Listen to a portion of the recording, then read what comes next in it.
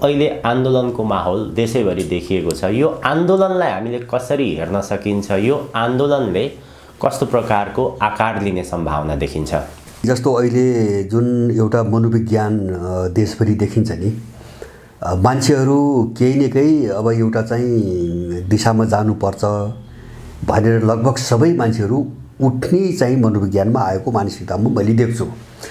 र यसको कारण चाहिँ धेरै कारण छन्। अब यो चाहिँ अहिलेको परिस्थितिको आवश्यकता हो भन्छु मैले, वस्तुगत आवश्यकता हो। त्यो दिशातिर मान्छेलाई धकेलिसकेको छ समयले। अब यो परिस्थिति यस्तो किन देखिँदैछ, जस्तो तपाईले भने जस्तो पहिलेका आन्दोलनभन्दा अहिले मान्छेको त्यो सोचाइ धेरै पृथक किन देखिन्छ र मान्छे धेरै आशावादी किन छ, यसका पछाडिका केही कारणहरू चाहिँ बुझ्नुपर्छ यसको निम्ति भन्ने।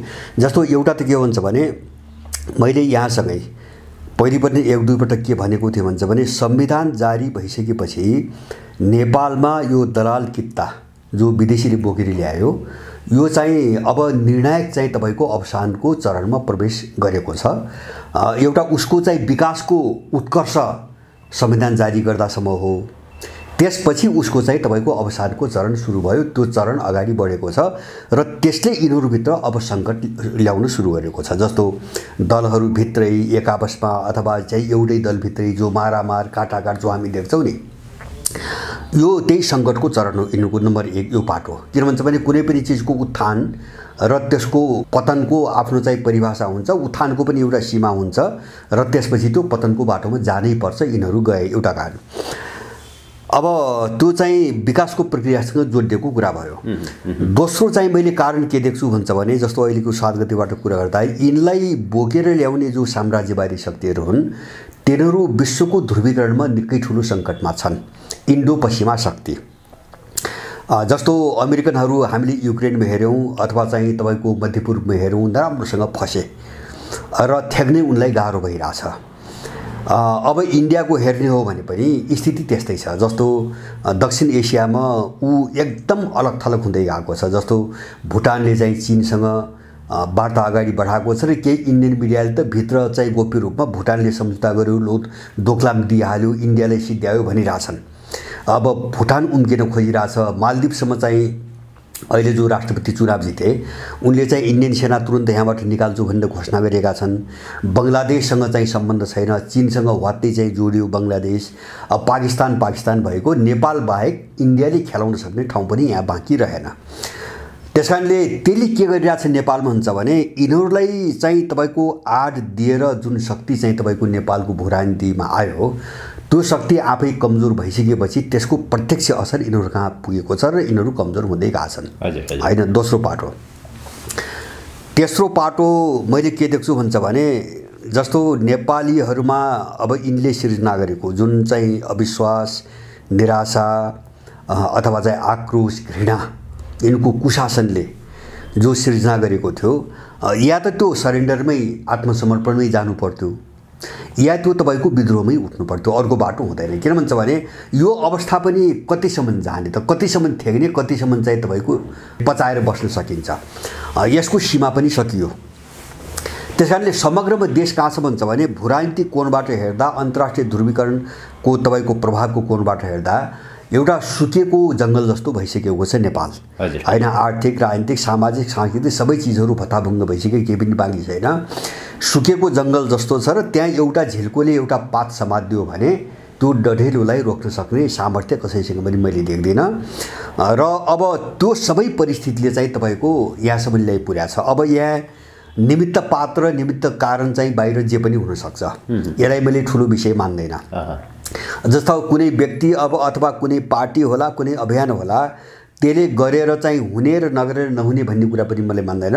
यो सबै जुटाएको छ वस्तुगत परिस्थितिले। त्यसकारणले मैले के देख्छु हुन्छ भने, 7 गतेको जुन माहौल देखा परिरहेछ, यो चाहिँ यो दलाल सत्ता र यो दलाल तबका र विदेशी शक्ति, यिनका विरुद्धमा अब एउटा सङ्गठित लडाइँ अगाडि बढ्ने एउटा ध्रुवीकरणको माहौल यसले सिर्जना गर्छ।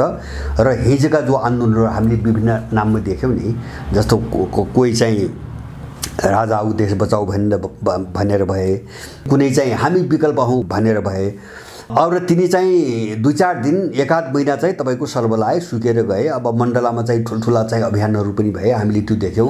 तर यो 7 गते पछिको परिस्थिति त्यो चाहिँ हुँदैन मेरो आफ्नो बुझाइमा। र यो एउटा कडीको रूपमा अब अगाडि बढ्छ, यसको रूप बदलेला, यसले चाहिँ अर्को रणनीतिक रूप लिएला, राजनीतिक रूप लिएला अथवा कुनै रूप लिएला। तर यो कडी चाहिँ तपाईँको थिम्दैन र यो दलाल कित्तामाथि आक्रमण गर्ने जो एउटा मनोविज्ञान हो नि, जो सुसुप्त छ अथवा चाहिँ दबेर बसेको छ नि, त्यो चाहिँ यसले हत्तै आउँछ भन्ने मलाई लाग्छ होइन, मेरो आफ्नो बुझाइमा। र मेरो मूल्याङ्कन के हो भन्छ भने, जस्तो एउटा चाहिँ सामान्य मान्छेहरू जो बढी आदर्शवादी हुन्छन्, जो बढी चाहिँ तपाईँको आफूलाई शिष्ट देखाउन खोज्छन्, उनीहरूको कतिपयको विचार राम्रै मान्छे पनि कस्तो गलत हुन्छ भन्छ भने, एउटा अराजकता नै राज्यको जुन अराजकता छ नि अहिले यिनी दलहरूको, यो अराजकतासँग बडो शिष्टतापूर्वक, नम्रतापूर्वक होइन, भद्रतापूर्वक यसको सामना गर्न सकिन्छ भन्ने सोच राख्छन्। त्यो भ्रम हो। मलाई लाग्छ 7 गते पछिको यो आन्दोलनले यो दिशामा ठुलो काम गर्छ भन्ने चाहिँ मलाई विश्वास छ। किन भन्छ भने, मेरो आफ्नो चाहिँ मान्यतामा तपाईँ कुनै नियोजित अराजकतावादसँग लड्नु छ भने तपाईले अराजकताको सहारा लिनैपर्छ। किन अराजकतावादसँग लड्ने हतियार भनेको अराजकता हो, शिष्टता होइन। त्यसकारणले यो 7 गते पछि चाहिँ त्यस्ता सङ्केत धेरै छन्, जस्तो एमाले होइन त्यसको काउन्टर गर्न होइन, यो दुर्गा प्रसाईहरूको काउन्टर गर्न 7 गते कार्यक्रम राखेको छ र यिनीहरू अहिले विक्षिप्त छन्। जसरी लुटे, डकैती गरे, अपराध गरे होइन, देश चाहिँ तपाईँको भाँडे र उनमा एउटा माग थियो। किन उनका पछाडि विदेशी शक्ति थियो, उनका पछाडि उनीसँग लुटेको धन थियो र विकल्प विद्रोह पनि भइरहेको थिएन। त्यसकारणले अहिले जो यिनका विरुद्धमा चाहिँ तपाईँको वातावरण बनिरहेछ, यिनका धेरै कुरा आइरहेछन्। यसले गर्दाखेरि यिनको दिमागले काम गर्न नसक्ने अवस्था देख्छु मैले। त्यो पचाउन सकिरहेका छैनन् र त्यो प्रतिकारमा आउने मनसायले गरिरहेछन्। मलाई लाग्छ त्यो जरुरी थियो, त्यो उनीहरू आउनुपर्छ भन्छ पनि, किनभने त्यो उनको अवसान हो होइन। उनीहरूले आफूलाई देख्ने एउटा चाहिँ तपाईँको ऐना पनि हो, त्यो मुठभेड ऐना पनि हो र यो दिशातिर चाहिँ यो 7 गते गयो भने यसले ध्रुवीकरणको निम्ति ठुलो उपलब्धि हासिल गर्छ र त्यसले देशलाई एउटा दिशा दिन्छ भन्ने चाहिँ मलाई लाग्छ। यो आन्दोलन यसभन्दा अगाडिका आन्दोलनभन्दा किन पनि फरक देखिन्छ भने यस अर्थमा अहिले यो आन्दोलनमा चाहिँ प्रत्यक्ष रूपमा जनता जोडिँदैछन्। त्यसको अर्थ जनता मात्र होइन, मैले के बुझेँ भन्छ भने, जस्तो धेरै मान्छेसँग कसैसँग छलफल, कसैसँग कुराकानी, कोही बाटोमा भेटघाट भएका, कोही चिया पसलमा यसो बुझ्दाखेरि उठ्नुपर्छ नभन्ने एकजना पनि मान्छे छैन। र मलाई अचम्म के लाग्यो भने त्यो स्वतस्फूर्त रूपमा मान्छे यसरी उर्लिरहेछ नि। मैले अनुमान गर्छु सायद जति मान्छेका मैले कुरा सुने, जस्तो सङ्घ संस्था अभियानहरू अब जति छन् होइन, चाहे त्यो टोलका अभियान हुन्, चाहे जिल्ला स्तरका हुन्, चाहे पालिका स्तरका हुन्, अब यिनको चाहिँ तपाईँको कुरो सुन्दाखेरि मलाई लाग्छ यी सबैसँग त्यो दुर्गा प्रसाईको अभियानको कुनै सम्बन्ध छैन, चिन्जान पनि छैन। तर मान्छे उर्लिएको छ। मैले त्यही भने नि, यो परिस्थितिले मान्छेलाई पेलिरहेछ, परिस्थितिले पेलिरहेछ। किन अब अगाडि बढेन भने मान्छे बाँच्नै नसक्ने भइसक्यो होइन, टेक्न नसक्ने अवस्थामा मान्छे पुगिसक्यो। त्यसकारणले त्यो स्वतस्फूर्त मान्छेको भेल उभार चाहिँ त्यहाँबाट आइरहेको देख्छु। किन भन्छ भने यो एउटा कडी हुन्छ, एउटा परिस्थिति हुन्छ। मैले जस्तो बारम्बार भन्छु नि, तपाईँको हमास जस्तो मध्यपूर्वमा हाम्रो ठ्याक्कै त्यही हो नेपालको परिस्थिति। त्यो एउटा टेन्डेन्सी, दुईवटा प्रवृत्ति जो विश्वभरि विकास भइरहेछ नि, त्यसले नेपाललाई अब छोयो भने चाहिँ मलाई लाग्छ। एउटा विश्वको प्रवृत्ति के हो हुन्छ भने विद्रोह होइन, जस्तो अफ्रिका, ल्याटिन अमेरिका, एसियाका कतिपय देशहरूमा धमाधम चाहिँ सत्ताबाट विद्रोह भइरहेछ होइन।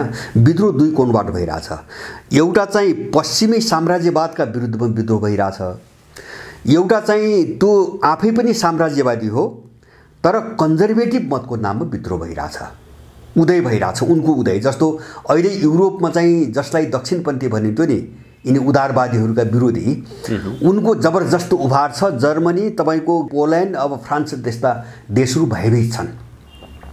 जस्तो अहिले भर्खरै हिजोको एउटा घटना आयो, अर्जेन्टिनामा साह्रै उग्र दक्षिणपन्थी ट्रम्पको चाहिँ अन्धभक्तको चाहिँ चुनावमा विजय भएको छ होइन, हामीले त्यो देख्यौँ। अब एउटा त्यो उभार छ, अर्को पश्चिमा विरोधी उभार। जस्तो त्यो उभार चाहिँ तपाईँको हामीले युक्रेनको नाममा देख्यौँ। हमासले के गरिदियो भन्छ भने, फिलिस्तिन आन्दोलनभित्रको एउटा सानो समूह, मलाई लाग्छ यत्रो उथलपुथल जस्तो इजरायलको औकात, अमेरिकाको औकात यसरी छताछुल्ल पार्ने गरी हमास चाहिँ तपाईँको उदाउला कसैले कल्पना गर्न सकेको थिएन, कसैको सोचमा थिएन। तर एउटा हमासले सिङ्गो पश्चिमी शक्तिलाई तपाईँको थलै पार्दियो, थरादै पार्दियो। अब त्यो हमासको ताकतले मात्रै होइन, हमासभन्दा ठुलो ताकत त अमेरिकाले इजरायलसँग छ नि। तर परिस्थिति चाहिँ यिनका विरुद्धमा जसरी अगाडि बढेको थियो त्यसले यिनलाई थला पार्यो। र नेपालमा त्यही हो, परिस्थिति यस्तो भइसक्यो कि अब यो चाहिँ मान्छे चाहिँ तपाईँको ठाउँ ठाउँबाट स्वतस्फूर्त रूपमा उठ्छ र यिनीहरूमाथि जाइ लाग्छ। अब त्यो प्रवृत्ति नेपालमा पनि पस्यो, विद्रोहको प्रवृत्ति पस्यो। त्यही भएर मैले भन्छु, मैले पहिले पनि भनेको हुँ, नेपालको अबको चरण, यिनको पूर्ण पतनसम्मको अबको चरण, एउटा चाहिँ यिनको पतनको चाहिँ चरण सुरु भयो होइन, सङ्क्रमणकालको अन्तिम चाहिँ तपाईँको चरण सुरु भयो। अब त्यो चरण भनेको अत्यन्तै ठुलो अराजकता, हिंसा, त्यसपछि मुठभेडको चरण हो। किन भन्छ भने जस्तो तपाईँको पिलो फुट्दा पाकेको पिलो त्यो खिल निकाल्ने भन्छ नि होइन, त्यो खिल निस्किँदासम्म, खिल निस्किएर चाहिँ सन्चो हुनुको निम्ति खिल निकाल्दाखेरि साह्रै दुख्छ, साह्रै ठुलो पीडा हुन्छ होइन। जस्तो प्रसव वेदना भन्छौँ नि बच्चा पाउने बेलाको होइन, त्यही अवस्थामा छ नेपाल। तर त्यो अवस्थामा अब गयो, मेरो निष्कर्ष यति हो, त्यो अवस्थामा देश गयो। यसमा चाहिँ जनतामा चरम निराशा, चरम सङ्कट, परिवर्तन गर्नुपर्छ, आन्दोलन गर्नुपर्छ। जनताहरू अहिलेको यो आन्दोलनमा स्वतस्फूर्त बाहिर आएको देखिन्छ। अब यो आन्दोलनमा चाहिँ विशेष गरी परिवर्तन चाहने शक्तिहरू, अभियानहरू त्यो भित्र एक ठाउँमा उभिएको देखिँदैन, कुनै न कुनै रूपमा सानो स्वार्थमा उनीहरू विभाजित भएको पनि देखिन्छ भित्री रूपमा। फेरि राज्यले त्यसलाई निस्तेज गर्नको लागि त्यो प्रकारको सबै तयारी गरिरहेको पनि देखिन्छ। एउटा डर चाहिँ यो आन्दोलन कहाँनिर जाला, कतै यसले अराजकता सृजना गरेर यहाँभित्र विस्फोटको अवस्था अथवा अर्को ट्र्याक लिएला कि भन्ने त्यो प्रकारको चिन्ता पनि छ। कता जाला त यो आन्दोलन? यस्तो हुन्छ जस्तो मेरो बुझाइ, सुन्नुहोस् है, अब यसलाई अलिकति वस्तुवादी ढङ्गले हेर्नुपर्छ होइन। मैले के बुझ्छु भन्छ भने जस्तो तपाईँले भन्नुभयो नि यो अराजक होला, यो चाहिँ तपाईँको झन् अन्योलतापूर्ण बाटोतिर जाला आदि इत्यादि मान्छेका शङ्का छ नि। शङ्का होइन, त्यो एकदम जरुरी परिघटना हो। यो अराजकताकै बाटोमा जान्छ, मेरो आफ्नो बुझाइमा अराजकताकै बाटोमा जान्छ। किन जान्छ भन्छ भने अब यो वातावरण राज्यले सृजना गरे हो, पहिले हामी यो बुझ्नु पर्यो होइन। यसको काउन्टर मात्रै हुँदैछ, अब हामीले बुझ्ने त्यति हो। र त्यो एकदम जायज र एकदम न्यायसङ्गत छ, काउन्टर एकदम जायज र एकदम न्यायसङ्गत छ। त्यस कारणले मैले अघि नै भने अराजकताको काउन्टर अराजकतैबाट हुनुपर्छ र हुन्छ पनि, पहिलो कुरा। दोस्रो चाहिँ हामीले हाम्रो बुझ्ने के भन्छ भने जस्तो तपाईँले गरेको अनुमान, यो अनुमानको कुरै होइन। जस्तो अहिले राज्य जति अराजक छ, दलहरू जति अराजक भए नि, यो वातावरणले नेपालको प्रत्येक मान्छे चाहिँ तपाईँको अन्योलग्रस्त छ, अहिले एकदम अन्योलमा छ। अब सबै नेपालीहरूको एउटा सबैको साझा चाहिँ बुझाइ के हो भन्छ भने यो राज्य सत्ताले अब चाहिँ देश धान्दैन, यो काम लाग्दैन, यिनी अपराधीहरू हुन्, यिनलाई बिदा गर्नुपर्छ भन्ने कुरा सबैको साझा चाहिँ तपाईँको बुझाइ हो होइन। तर अब अर्को के हो, तपाईँले भने जस्तो गन्तव्य के हो भन्नेमा चाहिँ तपाईँको बुझाइमा एकरूपता छैन। किन छैन भन्छ भने प्रत्येक व्यक्ति अराजक छ, बुझाइमा अराजक छ, आफ्ना आफ्ना बुझाइ छन् होइन। यसको अन्त्यको कुरामा सबै एक ठाउँमा छन्, तर यसपछिको निकास के भन्ने कुरामा एक खालको अराजकता छ। अब त्यो अराजकताले त एउटा निर्दिष्ट चाहिँ तपाईँको दिशा त लिन त गाह्रो हुन्छ। त्यस कारणले अब एक चरण देश अराजकतामै जान्छ, समाधानको कोणबाट पनि अराजकतामै जान्छ। र त्यसले के गर्छ भन्छ भने त्यसले फिल्टर गर्ने काम गर्छ। किन अनुभव हुन्छ नि, अनुभव हुन्छ, मान्छेले भोग्छ, देख्छ, सबैका सीमा एक्सपोज हुन्छन्। यो 7 गतेपछि मलाई के लाग्छ भन्छ भने राजावादीहरू भन्नेहरू धेरैको नकाब उत्रिन्छ अब होइन। किन यिनीहरूले पनि त्यही एजेन्डा बोकिरहेछन्। अब त्यसपछि हामी विकल्प हौँ भनेर स्वाङ रच्ने, तमासा देखाउने छन् नि, यो अहिले चुनाव उठेका अथवा नउठेका जो व्यवस्थाका पक्षधर, यिनको नकाब पनि यसले उतार्छ। अब त्यसपछि अर्को स्वयं मलाई के लाग्छ भन्छ भने जस्तो यो सबैमा मैले बारम्बार भनेको छु, नेपालको भू राजनीतिमा त्यो दरबार भन्ने शक्तिको भूमिका के हो त्यो कसैले बुझ्न सकिरहेको छैन। उसको सीमा के हो भन्ने पनि यसबाट उजागर हुन्छ, प्रष्ट रूपमा उजागर हुन्छ। र अन्तर्राष्ट्रिय शक्ति पनि चाहिँ नेपालको भू राजनीतिलाई कसले कसरी उपयोग गर्न खोजेको छ त्यो पनि सबै आउँछ। यसले चाहिँ के गर्छ भन्छ भने भोलिको ध्रुवीकरणलाई अलिकति ठोस बनाइदिन्छ। हुने ठुलो उपलब्धि त्यही हो। त्यसकारणले गर्दाखेरि हामीले अराजकता आउँछ कि भनेर चिन्ता गर्नुपर्ने मैले कारण पनि देख्दैन, किन हामी त्यसलाई रोक्नै सक्दैनौँ। रोक्न नसक्ने भएपछि त्यो चिन्ता गरेर हल हुने कुरा त होइन। यो अहिले भइरहेको घटनाक्रम चाहिँ यो समयको विकास क्रम हो। यो समयको विकास क्रम हो। अर्को चाहिँ तपाईँको अर्को यो जस्तो यो वारपारकी लडाइँको कुरा गर्दाखेरि हामीले राजनीति गर्ने मान्छेले बुझ्ने के हो भन्छ भने जस्तो सत्ता भनेपछि यहाँ सर्वसाधारणले दल मात्रै देखिरहेछ होइन। सत्ताको एउटा पाटो र त्यो पनि चाहिँ सेकेन्डरी पाटो हो दल। सत्ताको मूल पाटो हुन्छ सेना होइन। जस्तो सत्ताको चाहिँ कुँजी अथवा की भनेको तपाईँको सेना हो। अब सेनाको भूमिका कसरी चाहिँ अगाडि बढ्छ भन्ने कुरोको टुङ्गो नलागिकन राजनीतिक लडाइँ चाहिँ तपाईँको टुङ्गो लाग्दैन होइन। जस्तै आमूल परिवर्तनको टुङ्गो लाग्दैन। या त सेना अब चाहिँ परिवर्तनको विरुद्धमा खडा हुनु पर्यो होइन, या त खडा हुनु पर्यो। जस्तो अहिले जो राष्ट्रिय सङ्कट छ नि, देशको सङ्कट, या त यो सङ्कट समाधान गर्नको निम्ति सहायक भूमिकामा उत्रनु पर्यो, या छ भनेपछि असहयोगी भएर चाहिँ तपाईँको उत्रनु पर्यो। दलले जे भूमिका खेलेको थियो त्यो भूमिकामा आउनु पर्यो। त्यस कारणले यो सबै माने यो सत्ताको लडाइँ छिनोफानोको हुनको निम्ति सेनासँगको मुद्दा छिनोफानो हुनैपर्छ।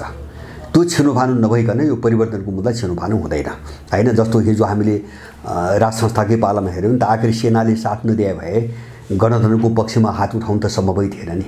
त्यो त सेनाकै आडमा गरे हो होइन। जस्तो दरबार हत्याकाण्ड पनि सेनाको आड नभइदिए भए त त्यो सम्भवै थिएन। त्यहाँ को पस्ने, कुन हत्यारा पस्ने, कसले चाहिँ गोली चलाउने आदि इत्यादि। संसारभरिको त्यही हो, नेपालको मात्र होइन। बाहिर जतिसुकै चाहिँ तपाईँको चुनिएका मान्छे हुन् भनौँ, चाहे जेसुकै गरौँ, एउटा आवरण राख्ने कुरा हो। तर सत्ताको की भनेको सेनै हो। त्यस कारणले मेरो अर्को बुझाइ पाटो के हो भन्छ भने एउटा त्यसलाई मैले सकारात्मक पाटो भन्छु। सेना अब विघटनको कोर्समा जाने कि जस्तो दलहरूको विघटनको समय आयो होइन, जाँदैछन्। अब यसको विरुद्धमा देशभरि एउटा विद्रोहको मनोविज्ञान तयार भयो। अब त्यो दिशातिर नेपाली गयो। यसलाई कसैले रोक्न सक्ने मैले देख्दिनँ। अब त्यस्तै गरेर अब सेना त यसबाट अछुतो त हुँदैन अब होइन। त्यस कारणले गर्दाखेरि अब यसमाथि भूमिका राम्रो भएन भने मलाई लाग्छ सेना पनि विघटनको कोर्समा अब गयो। त्यो एउटा कारणले गयो। एउटा कारणले के गयो भन्छ भने सेना अब विघटनकै कोर्समा गयो। मैले किन भन्छु भन्छ भने यसको अहिलेसम्मको भूमिका हेर्दा जस्तो सार त साँच्चीकै भन्नुहुन्छ भने नेपालको सेनाले भाडाको सेनाभन्दा बढी भूमिका खेलेकै छैन। त्यो शान्ति सेना भने पनि त्यो साम्राज्यवादीहरूको भाडामै प्रयोग भएको सेना हो। त्यो देशको निम्ति सेनाले केही पनि गरेका छैन होइन। मोदी आएर आफ्नो जमिनमा चाहिँ तपाईँको परेड खेल्छ होइन। यहाँको सेनाले केरा हेरेर बसिरहेछ। त्यसकारणले यिनले जति काम गरे भाडाको सेनाको रूपमा काम गरे। 47 सालपछिको सेना त्यही ढङ्गले चाहिँ संरचना तयार पारिएको छ। त्यसकारणले अब के हो भन्छ भने अब जो परिस्थिति तयार भयो नि, या त ठ्याक्कै अब नेपालीहरूको छातीमा चाहिँ बन्दुक सोझ्याएर आउनु पर्यो होइन भने आफूलाई करेक्सन गर्नु पर्यो। अर्को बाटो केही पनि छैन। र अब चाहिँ खतरा सेना कहाँ पर्यो अब भन्छ भने विदेशीहरूले जति संस्था थिए सबै प्रयोग गरे, सबै ध्वस्तै बनाइसके। अब तिनी काम प्रयोग गर्न लागेकै छैनन्। जस्तो दलहरू सिद्धिए। अब कुन दललाई विदेशीले प्रयोग गरेर के मिसन प्राप्त गर्ने, न कसैले विश्वास गर्छ, न चाहिँ जनाधार छ, न कसैले पत्याउँछ। यिनी विशुद्ध अपराधिक गिरोह हुन् भन्ने चाहिँ सबैले बुझ्यो। दलहरू सिद्धे।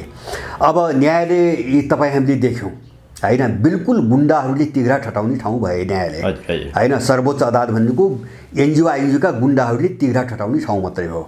अब लोकसेवा आयोग, त्यसपछि अख्तियार भयो, अब निर्वाचन आयोग, सबैको हकीकत हामीले देखिरहेछौँ। कर्मचारी तन्त्र हामीलाई थाहा छ, उनी चाहिँ विदेशीको पैसा खाने, दराजभित्र फाइल खोलेर उसलाई चाहिँ सूचना पास गर्ने कर्मचारी त्यति हो। अब नेपालको सचिव उसो बुझ्ने त्यतिको निम्ति बसिया छ। भनिसकेपछि अब कोही चाहिँ प्रयोग गर्न लायक नरहेपछि अब बाँकी रहेको एउटा संस्था सेना हो होइन। त्यो विदेशीले पनि त तपाईँको प्रयोग त गर्नु पर्यो, उसलाई पनि अक्कर छ। अब सेनाको सन्दर्भमा पनि सेनाको भूमिकाको विषय अन्तिम अवस्थामा पुग्यो भन्ने हिसाबले चाहिँ जस्तै अहिले जनताको निराशा जुन एउटा चरम उत्कर्षमा पुगेको छ, यो आन्दोलनको विकास घटनाक्रमहरू हेर्ने भने आन्दोलन रोकिने अवस्था देखिँदैन। राज्यले त्यसलाई निस्तेज गर्नको लागि सबै प्रकारको तयारी गरेको देखिन्छ। अब जो सेनाको प्रसङ्ग छ, अहिलेसम्मको घटनाक्रमहरू हेर्दाखेरि चाहिँ अब लाखौँ जनता सडकमा आउने देखिन्छ, जनता पछि हट्ने अवस्था देखिँदैन। सेनाले कुनै एउटा कदम त चाल्नुपर्ने हुन्छ, के देखिन्छ यहाँ यो परिस्थितिमा निर्माण हुने अवस्था के होला? होइन, यस्तो सेना, मैले भने नि सेनाले कदम चाल्नै पर्ने अवस्था अब आउँछ र विदेशीले प्रयोग गर्ने र यिनी दलालले पनि प्रयोग गर्ने अन्तिम त्यही हो। अब अरू प्रयोग गर्ने संस्था केही पनि बाँकी छैन होइन। एउटा संस्था भनेर जीवित रहेको सेना हो। अब प्रयोग यसैमा आउँछ, सेनै आउँछ र यसको निम्ति पनि अब वारपारको चरण सुरु भयो। मैले किन भनेको भन्छ भने देशको निम्ति यसले त केही काम त गरेन। सेना मूल रूपमा के को निम्ति बनेको हो? देश रक्षाको निम्ति, आन्तरिक शान्ति सुरक्षाको निम्ति सेना बन्या होइन होइन। त्यसको निम्ति पुलिस छ होइन। तर सेना यो जनता विरुद्धमा उत्रियो भने यसको नकाब पनि उत्रिन्छ। मैले भन्नु खोजेँ यसको नकाब पनि उत्रिन्छ होइन। यसले शान्ति सेनाको नाममा विदेशीको चाहिँ मर्सिनरी भएर चाहिँ काम गर्ने, देशको भूभागमा चाहिँ विदेशको प्रधानमन्त्री आउँदाखेरि यसले तमासा हेरी बस्ने, अनि चाहिँ यहाँ सुरक्षाको बहाना बनाएर न्यू बनाएर जनता विरुद्धमा आयो भने यसको चाहिँ तपाईँको सीमा हो, त्यो चाहिँ एक्सपोज हुन्छ, बाहिर आउँछ, सबै बाहिर आउँछ। र मैले भने नि वस्तुगत रूपमा नेपाललाई हेर्ने हो भने, समग्र विश्वको चाहिँ ट्रेन्ड हेर्ने हो भने अब यो विद्रोहलाई रोक्न सकिने सम्भावना मैले देख्दिनँ होला। यद्यपि विद्रोह बिस्तारै बिस्तारै विकास हुँदै जाला, त्यो हत्तै आइहाल्छ, म त्यत्रो आशावादी छैन। एकैचोटि देशव्यापी रूप लिइहाल्छ, म त्यो आशावादी छैन। तर त्यो चरणमा चाहिँ गयो। अब मेरो भनाइ यति हो। त्यस कारणले अब बिस्तारै लडाइँ त सुरु हुनु भयो नि त। जस्तो हामीले मध्यपूर्वमा देखिरहेको छौँ नि, हजुर हजुर, लडाइँ कति दीर्घकालीन भएर गइसक्यो, छापामार युद्धमा गइसक्यो लडाइँ होइन। अब घाँडो भयो नि त। तपाईँको हिजो हमासलाई चाहिँ आक्रमण गरेपछि हप्ता दिनमा मटियामेट इजरायलले पारिदिन्छ भन्थे, अब चाहिँ गुरिल्ला युद्धको बाटोतिर गयो। अब कसले कन्ट्रोल गर्ने? गुरिल्ला युद्ध संसारमा कसैले कन्ट्रोल नै गर्न सकेका छैन। त्यो दिशातिर गयो भनेपछि अब सेना त के भयो भन्छ भने जनता विरुद्ध आयो, नेपालीका विरुद्धमा आयो भने त्यसको त काउन्टर हुन्छ। किन वस्तुगत परिस्थितिले के भन्छ नेपालको भन्छ भने त्यो काउन्टर वा प्रतिरोध बिना अब मान्छे बाँच्न सक्दैन भनेपछि सेना जतिसुकै दमनमा आओस् नि प्रतिरोध हुन्छ। त्यसले के भन्छ प्यारल सेना जन्मिने भयो क्या यहाँ होइन। विदेशीले प्रयोग गर्ने भयो, यो सेना एक्सपोज हुँदै जाने भयो, यसको विरुद्धमा चाहिँ प्यारल सेना बन्दै जाने भयो। त्यो जोखिममा पर्यो सेना। त्यसको निम्ति जोगिने एउटै उपाय के हो भन्छ भने उसले आफूलाई सच्याउनु पर्यो, उसले आफूलाई करेक्सन गर्नु पर्यो होइन। देशको यो हालत छ, दुर्दशा छ, इन्डो पेसिफिक सम्मेलनमा भाग लिन जान्छ यिनीहरू होइन। यिनलाई इन्डो पेसिफिकको तपाईँको चिन्ता छ, देशको चिन्ता छैन। भनेपछि सेना अहिलेसम्म प्रत्यक्ष घडीमा मुसिया थिएन, अब प्रत्यक्ष उसको परीक्षा सुरु भयो। अब चाहिँ अहिले सुरु भयो। किन सङ्कटले त कसैलाई पनि बाँकी राख्दैन। सङ्कटले कसैलाई पनि त्यो सधैँभरि छतमा आवरणमा बस्न दिँदैन र जसले खुवाएको हुन्छ, लगानी गरेको हुन्छ, अन्तिममा आफ्नो निम्ति उसले प्रयोग त गर्छ नि। उसले सित्तैमा चाहिँ तपाईँको निःशुल्क खुवाएको त हुँदैन नि, निःशुल्क पालेको त हुँदैन, उसले त प्रयोग त गर्छ, प्रयोगमा त आउनु पर्यो होइन। अब त्यो जोखिममा अब चाहिँ सेना टार्गेटमा पर्यो। मैले भन्नु खोजेको थिएँ किनभने अरू इन्स्टिट्युसनहरू अब छैनन्, त्यसरी प्रयोग गर्न सकिने खालका संस्थाहरू नेपालमा बाँकी छैनन्। अन्तिममा सेनै आयो, उनले पनि प्रयोग गर्ने सेनै हो होइन। त्यसपछि अब नेपालीहरूसँग पनि तपाईँको मुठभेड हुने सेनैको हो। त्यो ढङ्गले आयो भने यसको निम्ति एउटै उपाय हो कि उनीहरूले अहिलेसम्म जे गरे, आफ्नो धरातल गुमाएर, आफ्नो स्वाभिमान गुमाएर, आफ्नो चाहिँ कर्तव्यबाट च्युत भएर जे जति गरे नि जस्ता काम, यो टोटल कोर्सलाई करेक्सन गर्नेतिर बाटोतिर गए त्यो आँट भयो भने म भन्न सक्दिनँ। होइन भने अबको लडाइँ चाहिँ एउटा मुख्य चाहिँ तपाईँको पात्र सेनै हो। यसबाट उम्किन माने अहिलेसम्म जस्तो होइन हामी देश रक्षाको निम्ति भने एउटा मुकुण्डो ओढेर चाहिँ जो चाहिँ बसे नि यिनीहरू, अब त्यो बिल्कुल असम्भव छ।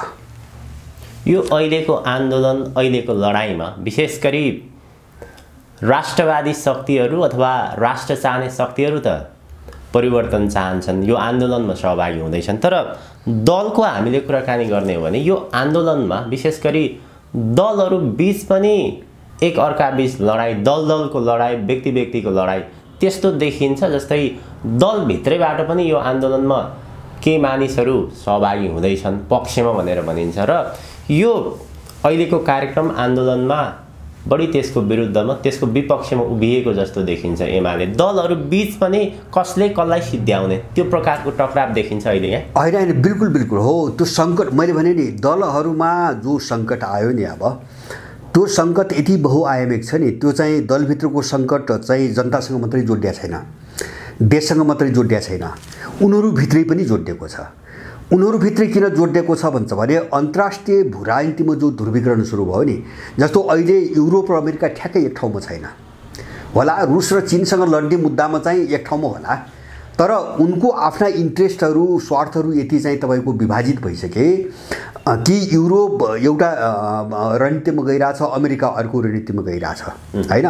जस्तो अमेरिकन एलाइहरू छन्, जस्तो अरबी देशहरूमा देखिन्छ नि, उनीहरू अर्को चाहिँ समीकरणमा गइरहेछन्। यो द्वन्द्वले हिजोका सबै सीमाहरू तोडिदिइसकेको छ। हिजो जो सीमामा बाँधेको थियो नि सबैलाई, त्यो सीमा तोडेको छ र यिनका आफ्ना ध्रुवीकरण सुरु भएका छन्। त्यसको चाहिँ रिफ्लेक्सन नेपालमा परेको छ अलि पहिलेदेखि। त्यहाँ जस्तो यहाँ को छ भन्छ भने कोही जर्मनीको खाने छ, कोही फ्रान्सको खाने छ, कोही नर्वेबाट खाने छ, कोही ब्रिटिसहरूको खाने छ, कोही अमेरिकन खाने छ, कोही इन्डियन खाने छ। अब नेपालको भू-राजनीतिमा उनका इन्ट्रेस्टहरू फाट्दै गइसकेपछि यिनको बिचमा लडाइँ हुन्छ कि हुँदैन?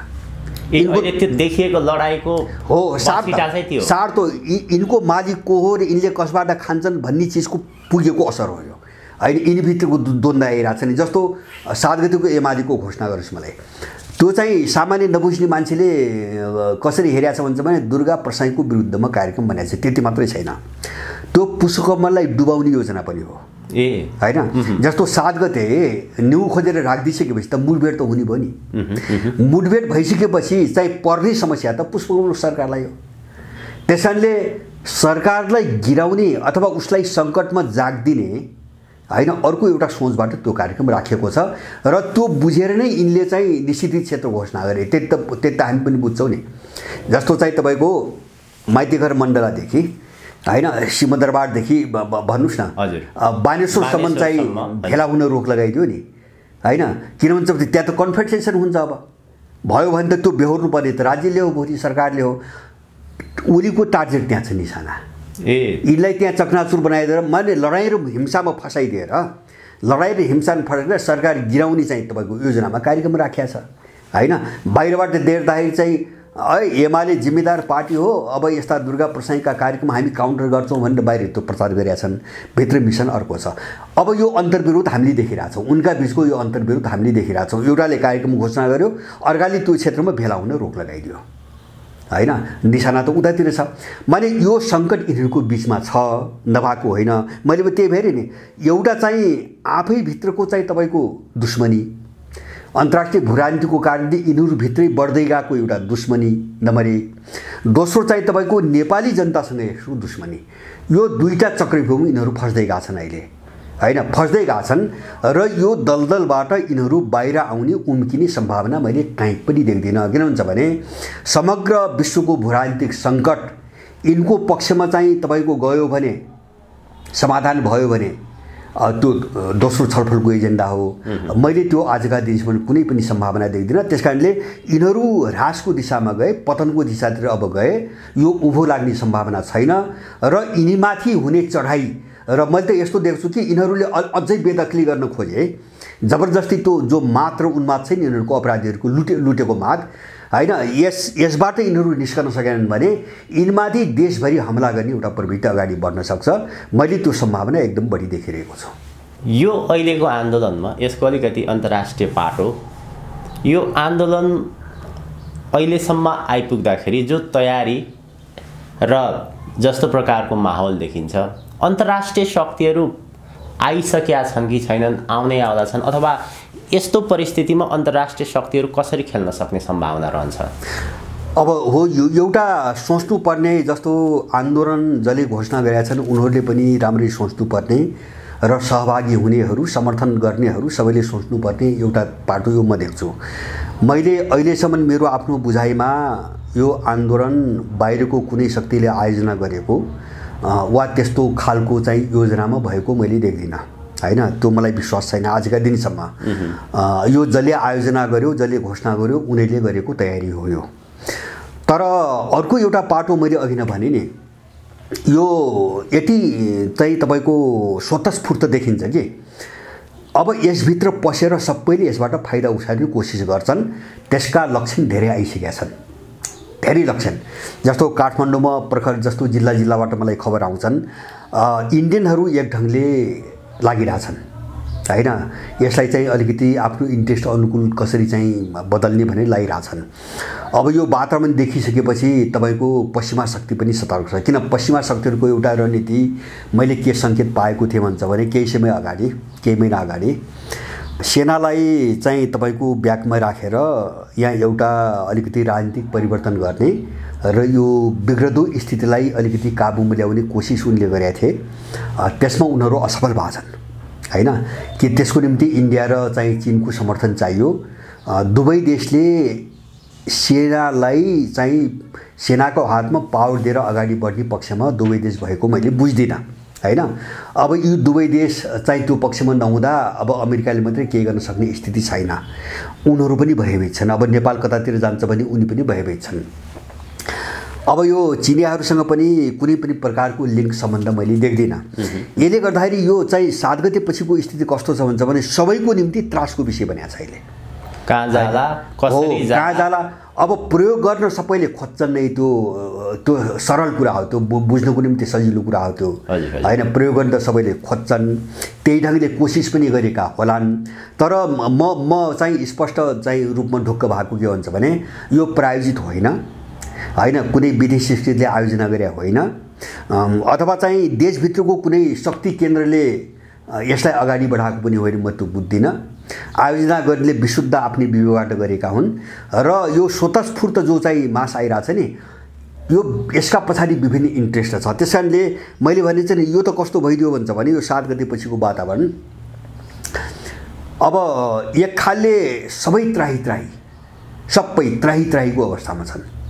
चाहे आन्तरिक शक्ति भन्नुहोस्, चाहे चाहिँ बाहिरका शक्ति भन्नुहोस्, सबै त्राहीको अवस्थामा छन्।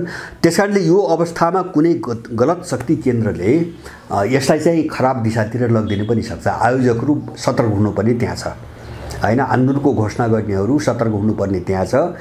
किन भन्छ भने यहाँको मान्छेले मैले भने मान्छे अराजक छ, एकदम विद्रोही छ, विस्फोटक छ, निराशा छ। त्यस कारणले यहाँको मान्छेले अब रणनीति, कार्यनीति, भोलिको दिशा, गन्तव्य, लक्ष्य आदि इत्यादि सुन्ने मानसिकता पनि छैन, बुझ्ने स्तर पनि छैन। त्यस कारणले त्यो एउटा विस्फोटक जो मानसिकता हुन्छ त्यसलाई कुनै गलत दिशातिर प्रयोग गरिदिन सक्ने पनि खतरा छ। यसमा सबै होशियार हुनुपर्छ।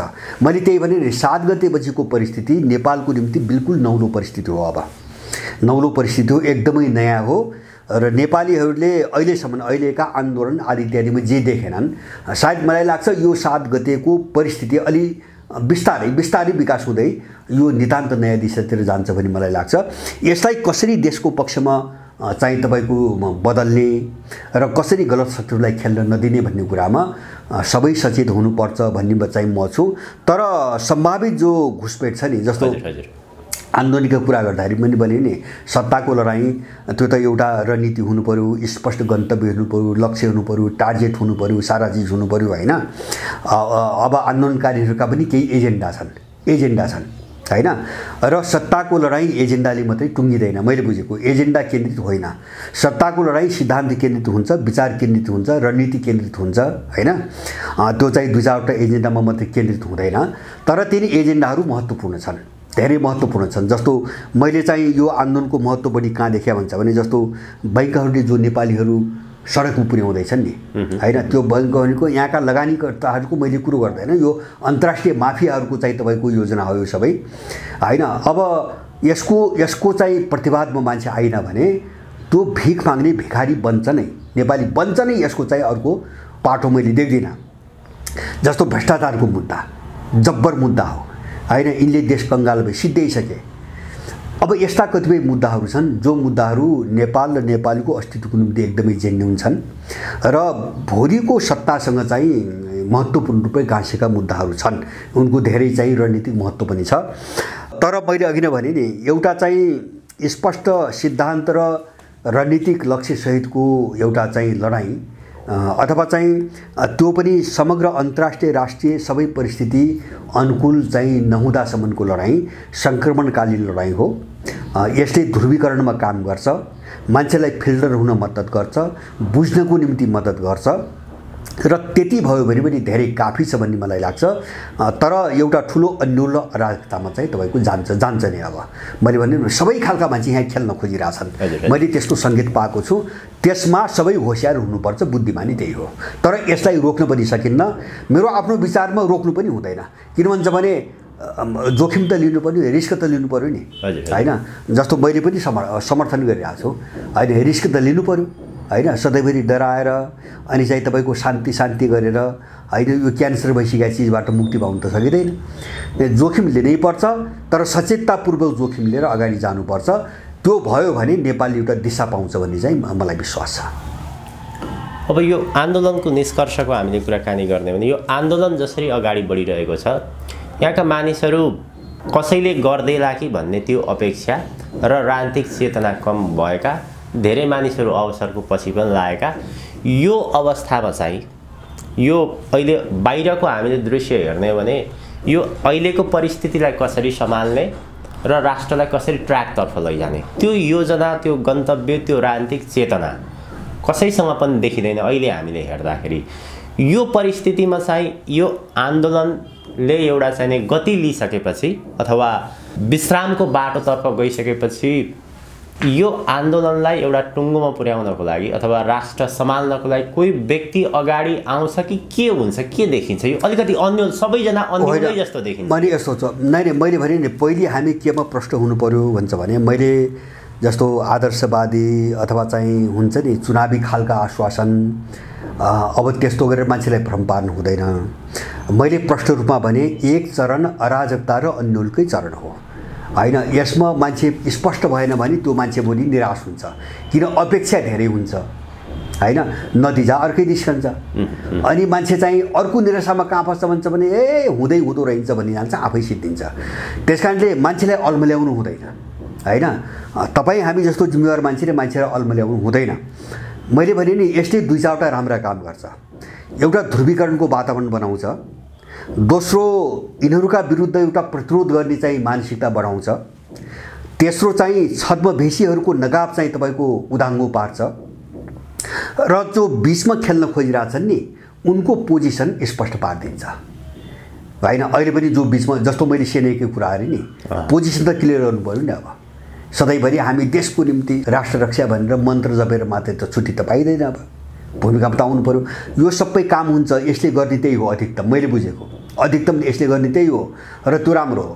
अब दोस्रो पाटो जस्तो तपाईँले भन्नुभयो नि, मान्छे नेपाली एउटा अर्को यसको पाटो हामीले छलफलै बहस गर्नु पाटो के हुन्छ भने यो सबै परिस्थिति नेपालीहरूको कारणले पनि आएको हो। नेपाली भन्दाखेरि तपाईँ हामी सबै परौँला, होइन? किन यहाँको मान्छे चेतनाको अभावले पनि हो, त्यति मात्रै होइन, चरम अवसरवादी र स्वार्थी प्रवृत्तिका कारणले पनि जो गलत शक्तिहरूलाई बोक्दै आए नि त्यसले चाहिँ एउटा ठुलो नोक्सानीको ठाउँमा सबैलाई पुर्यायो र जसले यो अपराधी जत्था बोक्यो त्यसले पनि बर्बादीको एउटा नतिजा भोग्नै पर्छ। अब नेपालमा भोग्नै पर्छ, यसलाई पनि पन्छाउन अब सकिँदैन, होइन? जस्तो अहिले जो हामीले छलफल गरिरहेका छौँ नि, अब जस्तो होला यो चाहिँ अब चर्किँदै गयो, राज्य त्यही ढङ्गले बर्बर ढङ्गले आयो भने मान्छेहरू मर्ने, तोडफोड हुने, होइन, तपाईँको सारा हुने, अब त्यो एउटा सिलसिला फेरि नेपालमा सुरु हुने सम्भावना त बढ्यो नि अब, होइन? यो किन बढायो त भन्दाखेरि यहाँको जनता भन्ने चाहिँ तबकाको कारणले बढ्यो, होइन? भोट त यिनलाई हाल्या हुन अहिले पनि म देख्छु जस्तो काङ्ग्रेस एमाले माओवादीका धेरै मान्छेसँग मेरो छलफल भयो, कुराकानी हुन्छ कहिलेकाहीँ, सबै यो आन्दोलनको पक्षमा छन्। केन्द्रीय समितिका मान्छे काङ्ग्रेसको त आधाभन्दा बढी, माओवादी र तपाईँको एमालेका राप्रपाका त झन् ठुलो सङ्ख्या छ, आन्दोलनको पक्षमा छन्। यो एकदम जरुरी छ भन्छन्, तर उनीहरू त्यो पार्टीको जिम्मेवारी ठाउँमा बसेका छन्। त्यही हो फोहोरी चरित्र, त्यो तत्त्व अत्यन्तै खतरनाक हुन्छ, होइन? नेपालीहरूले त्यही भूमिका खेले। बाहिर चाहिँ तपाईँको चिया पसलमा बाटोघाटोमा सराप्या छ, ओली देउबा प्रचण्ड लिङ्गदेल भन्छ, के भन्छ, मधेसवादी भन्छ, सट्टो श्राप यिनी अपराधीहरू हैन। अनि चाहिँ तपाईँको त्यसको पार्टी सदस्य भएर बसेको छ, त्यसलाई भोट हाल्छ। अनि त्यसकै सञ्जालभित्र बसेर चाहिँ तपाईँको कमिसनखोरी, घुसखोरी, विभिन्न अपराध पनि गरिरहेछ। हो, यो प्रवृत्तिले नेपालीहरूका अगाडि एउटा विनाश र एउटा नोक्सानीको चाहिँ अवस्था ल्याइसकेको छ। यसलाई पनि रोक्न सकिन्न, मैले बुझेको यसलाई पनि रोक्न सकिन्न, किन परिस्थिति बिग्रिसक्यो अब हैन। परिस्थिति बिग्रिसक्यो, मुठभेड चाहिँ एउटा द्वन्द्वको स्थिति आइसक्यो। कसरी रोक्नुहुन्छ यसलाई? त्यसैले गर्दाखेरि कमसेकम अब जब यो बिग्रिसक्यो भने यो हुनै पर्ने चिज हो, हुन्छ नै, यो जस्तो हामी पनि रोक्न सक्दैनौँ, कसैले रोक्न सक्दैन।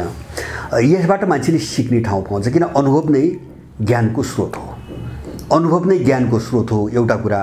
अर्को, यदि कोही साँच्चीकै राजनीतिक तपाईँको मिसनमा हिँडेको मान्छे छ, राजनीति बुझेको छ, सत्ताको लडाइँ के हुन्छ भने थाहा छ भने उसले बुझ्नुपर्ने चिज के हो भन्छ भने दमन बिना हैन, क्षति बिना, अथवा चाहिँ तपाईँको एउटा ठुलो चाहिँ तपाईँको अप्ठ्यारो परिस्थिति बिना मान्छे उठ्दैन, सजिलो परिस्थितिमा मान्छे उठ्दैन हैन। अवसरवाद त्यहीबाट जन्मिन्छ हैन। किन यहाँ सबै मान्छेलाई भएको थियो, घर बसेको थियो, खाएको थियो, यताउति गरिरहेको थियो। यो अलिअलि दलका विरुद्धमा काम हुन थाल्यो भने यिनले देश लुट्यो भनेर होइन। यहाँ त धेरै मान्छे मैले के देख्छु सर्वसाधारण हुन्छ भने अब सत्तामा बस्ने त खाइहाल्छन्, त्यस्तो छ मानसिकता, लुटिहाल्छन्, तर चाहिँ यति धेरै नगरे भए हुन्थ्यो हैन। लुटलाई वैधानिकता दिइसकेको छ यहाँको मान्छेले। त यो मान्छे अहिले विरोधमा कहाँ आइरहेछ भन्छ भने उनै मात्र त सक्ने भयो, बल्ल चाहिँ आइरहेछ हैन। जस्तो खाडी गइरहेछ, घरमा मान्छे छैनन् हैन, दबाब भइरहेछ, पढ्न पाइरहेको छैन हैन, महँगी यस्तो बढिरहेछ, कसरी बाँच्ने भन्ने समस्या छ। यो समस्याले गाँच्दै जब आयो नि, अनि मान्छे त्यो आफ्नो निम्ति बोल्न थालिरहेछ। आफ्नो निम्ति भन्छु मैले, यो कमजोर चेतना र अवसरवादको एउटा लक्षण हो। यो लक्षणले एउटा चाहिँ तपाईँको अनिष्ट, एउटा क्षति, एउटा सीमासम्मको नोक्सानीको दिशामा नेपालीलाई पनि पुर्याइसकेको छ र अगाडिको निकासको निम्ति यो हुनै पर्थ्यो हैन। यो आवश्यक थियो र देश यहाँसम्म आइपुगेको छ। यसलाई चाहिँ परिस्थितिको विकासको एउटा प्रक्रिया हो, त्यसको नियम हो भनेर बुझेर आत्मसात गर्नु नै बुद्धिमानी हो। यसलाई रोक्न चाहिँ असम्भव छ, किन विकासको प्रक्रिया नियम के हुन्छ, विकासको नियम के हुन्छ भन्छ भने समाज विकासको नियम त्यो तपाईँ मलाई मनमा के लागेको छ भन्ने कुराबाट चल्दैन। उसका आफ्ना नियम हुन्छन्, आफ्ना मान्यता हुन्छन्, आफ्नो प्रक्रिया हुन्छ। त्यो दिशातिर समाज गइसक्यो। यसलाई चाहिँ अब चाहिँ यो नभए हुन्थ्यो, यस्तो नगर्दै हुन्थ्यो भनेर तपाईँ हामीले कामना गरेर त्यो हुने स्थिति पनि छैन, त्यो हुन पनि सक्दैन। यसलाई बेहोर्ने हाम्रो आफ्नो नालायकपनाले, हाम्रो आफ्नो कमजोरीले, हाम्रो आफ्नो चेतनाले यो अपराधी जमातलाई यहाँसम्म आउने वातावरण बनाएर जे जति हामीले गल्ती गर्यौँ त्यसको नतिजा हामी सबैले भोग्नुपर्छ। र अब जे हुँदैछ त्यसबाट सिकेर चाहिँ हामी ठिक बाटोमा जानुपर्छ भन्ने चाहिँ बुझ्नु बाहेक अर्को चाहिँ उपाय मैले केही पनि देख्दिनँ। हस्, आजको हजुरको अत्यन्त महत्त्वपूर्ण समय र विचारप्रति धेरै धेरै आभार प्रकट गर्दछु। हजुर, धन्यवाद यहाँलाई पनि।